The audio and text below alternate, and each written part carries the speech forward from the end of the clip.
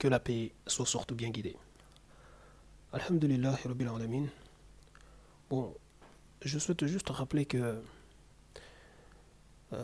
penser que la sagesse n'a pas besoin de la violence pour s'imposer, en fait, c'est vraiment ne pas être réaliste, c'est ne pas raisonner. C'est vraiment avoir la tête dans, je dirais, dans les étoiles.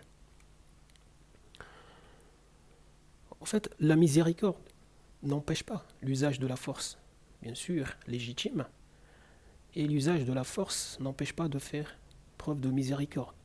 Donc lorsqu'on vient par exemple à utiliser la violence légitime, c'est aussi parfois par sagesse. Il ne faut pas oublier cela. Donc, par exemple, pour vous défendre des attaques d'ennemis, lorsque vous faites usage de la violence, c'est en fait par rapport aux moyens que vous avez estimé que vous pouvez utiliser ça et vous n'avez pas le choix. Peut-être, voilà, parmi les solutions qu'il y a, c'est la solution la plus viable. Donc, du coup, vous décidez de faire usage de ça. Franchement, c'est par sagesse, tout simplement. C'est la sagesse qui vous amène justement à prendre ce genre de décision, faire ce choix-là. Donc, et aussi, sachant que tout le monde ne comprend pas par la parole. Vous voyez, des fois, voilà, c'est pour cela qu'on vient parfois à utiliser la main. Vous voyez, donc, pour faire comprendre, par exemple, qu'on ne plaisante pas. Vous voyez, donc où on ne va pas laisser la vérité être, je dirais, rejetée, dégagée, etc. Donc, il faut arrêter de, je veux dire, en fait, de penser mal tout en croyant avoir bien raisonné, avoir bien. Franchement, vous savez. Donc, faire usage de la force, en fait, par exemple, en utilisant la main, euh, c'est nettement, parfois, en fait, par sagesse. Par exemple, pour rétablir l'ordre, on peut être amené à faire usage de la force légitime, comme on dit, la violence légitime, pour ça. Et tout ça, c'est de la sagesse. Donc,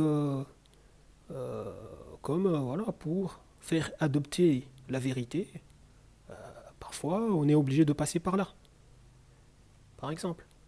On le voit de toute façon avec le système judiciaire, par exemple.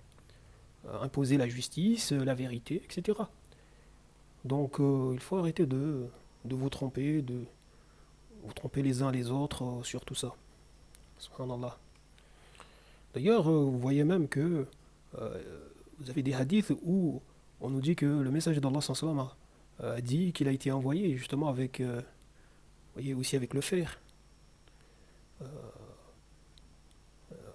Voilà. Et lutter jusqu'à ce que les gens attestent qu'il n'y a de divinité qu'Allah et Muhammad est son messager. Et voilà, qu'ils accomplissent la salat et acquittent la zakat, etc. Ça ne veut pas dire que euh, les gens, on leur place le fer sur la tête et on leur dit de témoigner comme ça, d'adopter l'islam.